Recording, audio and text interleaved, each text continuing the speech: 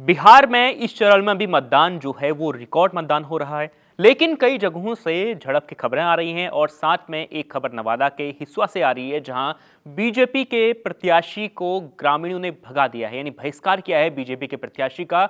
ये इस वक्त की बड़ी खबर है। इसके अलावा बिहार में वोटिंग कितनी है, वहां पर क्या क्या हो रहा है, किन जगहों में वोटिंग का बहिष्कार हो रहा है और कई जगह ऐसे हैं जहां पर प्रत्याशी खुद धरने पर बैठ गए हैं। तो क्या क्या हुआ है, 2 बजे तक बिहार में क्या क्या हुआ है, पूरी जानकारी आपको इस वीडियो में मैं देने जा रहा हूं। तो बिहार चुनाव के लिए आज दूसरे फेज के लिए वोटिंग होनी है। 14 तारीख को यानी आज से 3 दिन बाद बिहार विधानसभा चुनाव का रिजल्ट आएगा। उसके बाद भी उसके बारे में हम आपको बताएंगे, लेकिन उससे पहले कितना मतदान हुआ है और अगर मतदान जिस तरीके से रिकॉर्ड तोड़ मतदान हो रहा है उसका मतलब क्या है और किन इलाकों में, यानी नवादा समेत किन इलाकों में, अररिया नवादा समेत किन इलाकों में बवाल हो रहा है, कहां ईवीएम खराब होने की खबर आ रही है, पूरी जानकारी आपको बताता हूं।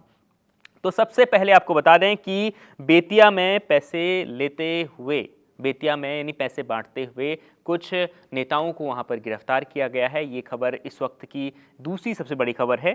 खबर ये है कि दोपहर 1 बजे तक 47% यानी करीब करीब 48% मतदान हो चुका था। 2 बजे तक खबर आई कि करीब 50% के करीब मतदान होने लगभग पूरा होने वाला है बिहार में। ये खबर आई 2 बजे तक। इसके अलावा कई जगहों पर ऐसा हुआ जहां पर ईवीएम सुबह खराब थे, तो करीब 1 घंटे करीब वहां पर वोट लोगों ने डाल नहीं पाए और उसके लिए डिले हुआ। तो अब भीड़ जो है वो लगातार बढ़ती जा रही है। हो सकता है कि आज भी करीब 60% तक का बिहार में मतदान हो जाए। उसके अलावा डिटेल में आपको बताता हूं। तो आपको बता दें कि इसमें 122 सीटों पर मतदान हो रहा है आज दूसरे फेज में बिहार के। और सबसे बड़ी खबर जो आई थी वो मैं आपको बता दूं कि 10 बड़ी बातें आपको बताता हूं। तो अरवल में वोटिंग के दौरान जो एक पीठासीन अधिकारी थे उन्हें हार्ट अटैक आया था। इसके अलावा मैं आपको बता दूं कि औरंगाबाद के ओबरा में, दाऊद नगर में बूथ में ईवीएम खराब हो गया था, करीब 40 मिनट वहां पर डिले हुआ। इसके अलावा कई और जगहों में भी ईवीएम खराब हुआ।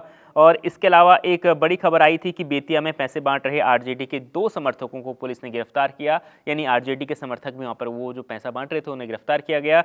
नवादा के हेतिया में एक बीजेपी प्रत्याशी को वहां के इलाके के लोगों ने भगा दिया। वो शायद उनसे मिलना चाह रहे होंगे, बातचीत करना चाह रहे थे, तो जैसे ही वो उनके बीच पहुंचे तो लोग उन्हें भगाते हुए नजर आए। बहुत बहिष्कार किया है उन लोगों ने। और इसके अलावा मैं आपको बता दें कि दूसरी बड़ी खबर यह है कि कई ऐसे जगह भी हैं जहां पर वोटिंग प्रतिशत 50% से अधिक जा चुका है। कई ऐसे इलाके हैं जहां तो 55% तक भी वोट पड़ा है। और ओवरऑल वोट की बात करूं तो लगभग 50% बिहार में दूसरे चरण की जो 122 सीटों पर जो वोट पड़ रहा है आज, लगभग इतनी वोटिंग हो चुकी है। इसके अलावा आपको बता दूं कि जो बड़ी खबर जो आ रही थी वो सबसे बड़ी खबर जो आ रही थी वो आ रही थी कि नवादा में बीजेपी प्रत्याशियों को ग्रामीणों ने खदेड़ा है। बेतिया में राजद के जो कुछ समर्थक हैं वो पैसा बांटते हुए गिरफ्तार पुलिस ने उन्हें किया है। तो ये 2 चीज़ें थी। और तीसरी बड़ी खबर ये थी कि 50% के करीब बिहार में मतदान हो गया। अब ये समझिए, बिहार में अगर दूसरे फेज में भी अगर 60% से अधिक मतदान होता है, क्योंकि पिछली बार जो मतदान हुआ था और जो पहले फेज में मतदान हुआ है, यानी इस विधानसभा चुनाव के पहले फेज में जो मतदान हुआ है वो रिकॉर्ड तोड़ मतदान हुआ। और बिहार में ऐसा माना जाता है कि मतदान जब ज़्यादा होता है या कम होता है तो ये कुछ सरकार पलटने के संकेत देता है, यहाँ भी कुछ भी बदलाव हो सकता है। अब इस वक्त क्या है कि बिहार में आज भी लग रहा है कि करीब 60% तक, अभी तो करीब 2:30 बजे, लगभग 3 बजे का समय हुआ है और अभी 2 बजे तक 50% के करीब मतदान पहुंच गया था। अब ये मान के चलिए कि 5 बजे तक मतदान होता है, अगर 60% से अधिक मतदान होता है तो ये भी 2020 के मुकाबले बहुत ज़्यादा होगा। और ज़्यादा मतदान होने का मतलब ये समझिए कि बिहार में इस बार सीट फंस सकती है, यानी जो गुणागणित है सरकार बनाने को लेकर वो फंस सकता है।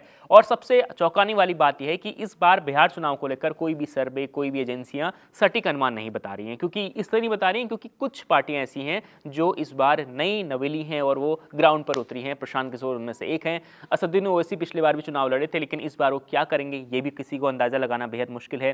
तेज प्रताप यादव जो लालू प्रसाद यादव के बेटे हैं, उन्होंने भी अपनी पार्टी बनाई है। अब उनकी पार्टी क्या कमाल करेगी ये भी कोई नहीं जानता। इसका भी उसका कितना जनाधार ग्राउंड पर सेट हुआ है, क्या वो 2 या 5 सीटें निकाल सकते हैं। अगर 5 सीटें भी वो जीते तो पूरा समीकरण बिगड़ सकता है। अगर ये मान के चलिए कि इंडिया गठबंधन और एनडीए इनमें से इन दोनों को अगर छोड़ दें तो बाकी जो 3 दल हैं, अगर ये मिलकर भी अगर करीब 25 से 30 सीटें अगर ये जीतते हैं तो बिहार में चुनाव को लेकर यानी सरकार बनाने को लेकर जो समीकरण है वो लगभग बिखरता हुआ नजर आएगा, यानी किसी की भी वहां पर सरकार नहीं बन पाएगी। ऐसे में इन पार्टियों को अपने साथ लेना सबसे बड़ी चुनौती होगी। तो खबर तो ये भी चल रही थी कि अगर क्योंकि जिस प्रकार से तेज प्रताप यादव की नाराजगी चल रही है तेजस्वी को लेकर, खासतौर पर लालू परिवार को लेकर, अपने परिवार को लेकर, तो वो हो सकता है कि एनडीए भी कोशिश करे कि अगर 5 सीट भी लेकर आते हैं तो अपनी ओर खींचने की। लेकिन हालांकि अब ये पारिवारिक लड़ाई भी है, अब हो सकता है इसमें बहुत मुश्किल होगा। लेकिन प्रशांत किशोर तो पहले ही कह चुके हैं वो किसी के साथ गठबंधन नहीं करेंगे। उन्होंने लिख के भी किसी एक न्यूज़ चैनल में उन्होंने लिख के भी दिया है कि वो किसी के साथ गठबंधन नहीं करने वाले हैं। अब ऐसे में बचते हैं सिर्फ असदुद्दीन ओवैसी साहब अब किसके साथ जाएंगे, ये सबसे बड़ा सवाल है। हालांकि जो सीमांचल के मुस्लिम वोटर हैं वो ओवैसी साहब को इस नाम पर वोट देते हैं कि ओवैसी साहब उनकी आवाज़ को बुलंद करेंगे। पिछली बार 5 सीटें जीते थे असदुद्दीन ओवैसी, इस बार देखते हैं कितनी सीटें वो जीत पाते हैं, ये सबसे बड़ा सवाल है। तो 5 बजे तक करीब अगर 60% से अधिक अगर मतदान होता है तो ये समझ लीजिए कि इस बार बिहार में कुछ बदलाव होने जा रहा है। इस पर आपकी क्या राय है, कमेंट कर जरूर बताएं और देखते रहें इंडिया।